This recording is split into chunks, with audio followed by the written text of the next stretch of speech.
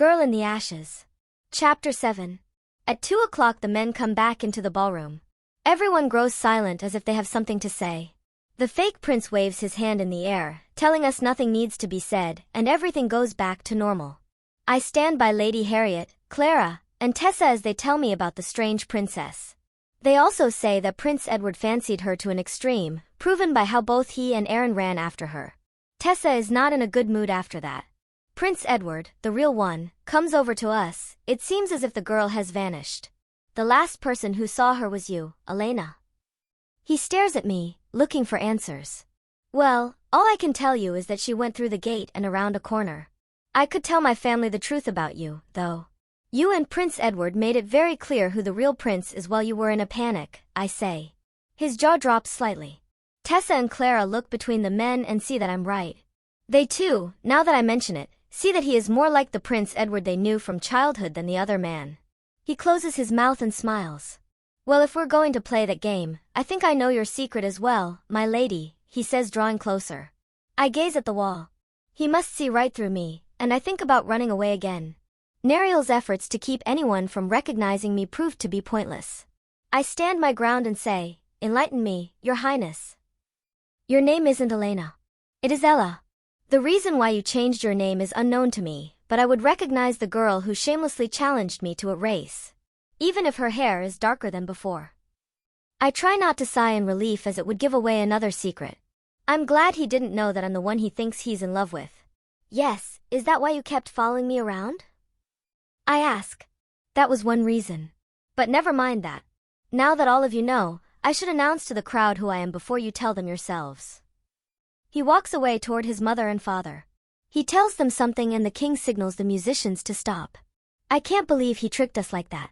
He'll make a clever king, Clara whispers to me. He also knew who you were. Yes, now all he has to do is find his princess. Makes you wonder if he can catch her, I whisper back.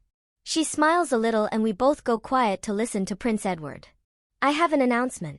I realize all of you think I'm the personal servant to Prince Edward, but in truth, I'm Prince Edward.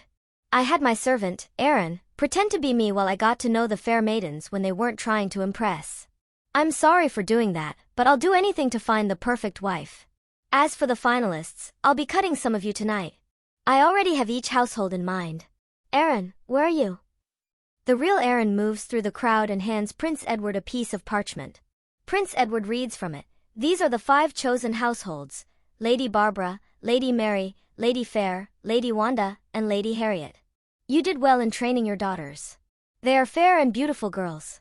Also, I'm planning to cut the month I'll spend with the finalists to a week. Thank you for attending, and my father would like me to inform you this will be the last song of the night. He waves his hand and the musicians ready their instruments. Prince Edward walks back over to us and holds a hand out to Tessa. If you'll have me, I'd like you to be my final dance partner tonight. She smiles and takes his hand. Of course, I would be honored, your highness. Aaron then asks for Clara's hand. She gives it to him and they dance away as the song begins. Lady Harriet puts her arm around my shoulder and squeezes it. Thank you, Ella. I give you just as much credit for getting us this far as I give the girls. I'm not certain Prince Edward will marry either of them with that princess around, but as long as they get a few minutes knowing that they were in a prince's favor is worth it to me. It provides a spotlight for future suitors. She looks at me, kisses my forehead, and says, I know this can't be easy, and you don't have to come to the next ball if you don't want to. I can see why you gave the prince a fake name. So many people know who your father and mother were. They respected them. I hug her, though the reason for my fake name is not what she thinks. Thank you. You're a good mother to both me and your daughters. You always know what they desire most. Yes, a singer and a painter. Sadly, I don't know what your goals are. Oh, wait, I got it. An explorer, to be able to see everything your father saw. That has crossed my mind. I miss him so much. I feel like it would bring me closer to him if I traveled where he did. Yes, but you know what else I see that you desire. What would that be? To find love. It's what everyone wants. Love can't happen to a girl who sleeps in ashes. Some of the most beautiful things come from ashes, she says, now watching Tessa and Prince Edward. I watch them too. They both laugh and smile as they dance. He spins her and I see he has that same look. Why am I always right about these things? He truly does give every girl that gaze. It appears that the mystery princess isn't so special. I don't know what to think about Prince Edward anymore. When I am me, I see a spoiled prince. Then as soon as I became that princess, I didn't care and was blinded by the attention. Everything seemed charming about him, in a good way. How am I supposed to know what side to believe? I guess we'll see if he can catch his princess, or if he even wants to find her. Clara and Aaron look cute together dancing, and Clara doesn't seem displeased that he is not the prince.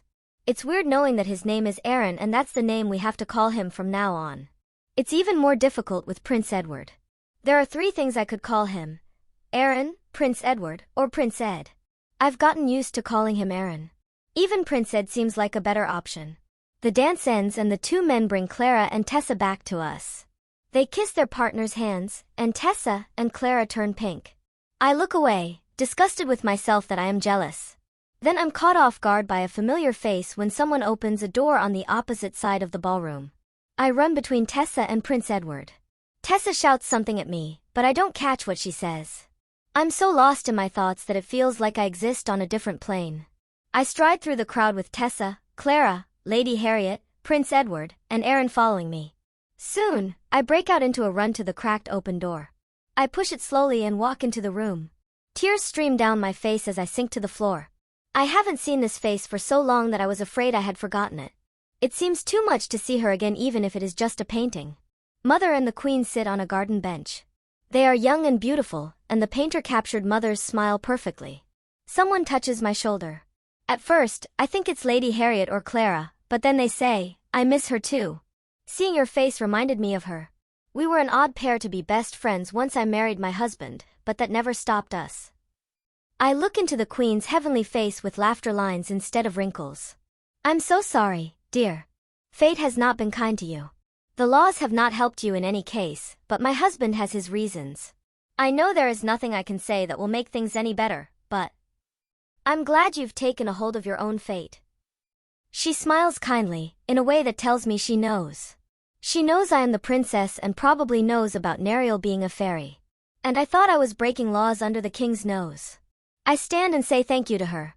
She nods, almost in a bow, then turns to walk down the hallway of paintings. I stare after her when suddenly Clara gestures to me that we need to leave. I look at the painting one last time and into Mother's painted eyes. The 4 of us walk past Aaron and Prince Edward in a line. Tessa's in front. She curtsies to Prince Edward. Lady Harriet and Clara do the same when they pass. When it's my turn, I follow their lead. I go into a deep curtsy with tears still falling from my eyes. I turn to walk out the door when Prince Edward grabs my upper arm. I'll apologize all over again if you wish. Child or not, I was foolish for not understanding how painful it is to lose someone you love. Now it has happened to you again. I wave his arm away. Apologies are empty. I am the foolish child. What do you have to be sorry about? You didn't cause harm to my mother. Then I walk away. It's difficult to believe I felt genuinely happy as a mystery princess. Now I'm back to a sad servant girl with ashes on her face. How could these 2 girls be the same? Plans of adventure begin with that single thought. The outside world is calling to me. Father is calling to me. Like I did in choosing to become the princess, I must choose this path as well. Either way, I'll find something different inside me. Who is to say what that might be? Fear, strength, beauty, freedom, or love?